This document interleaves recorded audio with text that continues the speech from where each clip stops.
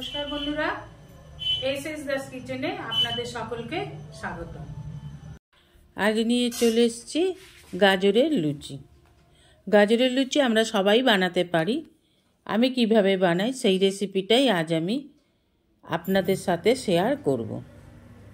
নিয়ে নিয়েছি 3টে গাজর, ভালো করে ধুয়ে জল ঝরিয়ে নিয়েছি।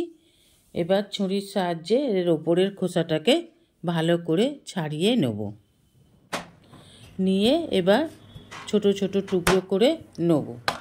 নিয়ে ভালো করে ধুয়ে আবার শুকনো করে নিতে হবে। গাজরটাকে গ্রেট করে নেব। গাজর গ্রেট করে নিয়েছি। এবার দিয়ে দেবো এতে পরিমাণ মতন লবণ। দেব 2 টিস্পুন লবণ আর দিয়ে দেব 1 টিস্পুন চিনি। এবার চিনি আর লবণটাকে খুব ভালোভাবে গাজরের সাথে মিশিয়ে নেব। লবণ দেওয়ার ফলে গাজরে যেটুকু জল আছে সেই জলটুকু রিলিজ হতে শুরু করবে আর এতে ময়দাটা মাখতে সুবিধা হবে। দিয়ে দেবো ধনেপাতা কুচি, দিয়ে দেবো আমচুর, গরম মশলা গুঁড়ো আর গোলমরিচের গুঁড়ো, দিয়ে দেবো 1 টিস্পুন জোয়ান।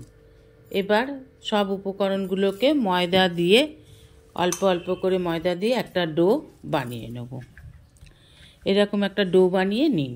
10 মিনিটের জন্য ঢাকা দিয়ে রেখে দিতে হবে। 10 মিনিট পর ঢাকা খুলে হাতে একটু তেল মেখে নিয়ে ছোট ছোট লেচি কেটে নেব। লুচি করলে লুচির মতন লেচি কেটে নিতে হবে, পরোটা করলে পরোটার মতন লেচি কেটে নিতে হবে। আমি এখানে লুচি করব, তাই লুচির মতন ছোট ছোট করে কেটে নিলাম। এবার অল্প অল্প তেল দিয়ে লুচির মতন বেলে নেব। ভিডিওটি ভালো লাগলে বন্ধুরা অবশ্যই একটা লাইক, কমেন্ট, সাবস্ক্রাইব করার অনুরোধ রইল। পাশে থাকা বেল আইকনটিতে ক্লিক করে দেবেন নিউ ভিডিওর আপডেট যাতে সবার আগে আপনার কাছেই পৌঁছে যায়। তেল গরম হয়ে গেলে এবার একটা একটা করে ভেজে তুলে নিলেই তৈরি গাজরের লুচি। দেখুন বন্ধুরা, প্রত্যেকটাই ফুলবে। এইভাবে ফুলো ফুলো লুচি বানিয়ে নিন। গরম গরম তুলে গরম গরম পরিবেশন করুন।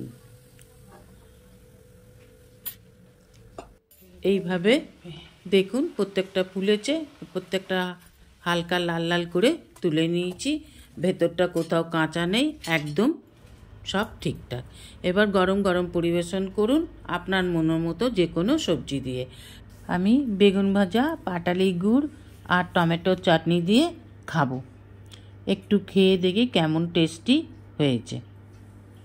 এইভাবে করে খেয়ে অবশ্যই কমেন্ট করে জানাবেন। খুব ভালো হচ্ছে, অসাধারণ হচ্ছে।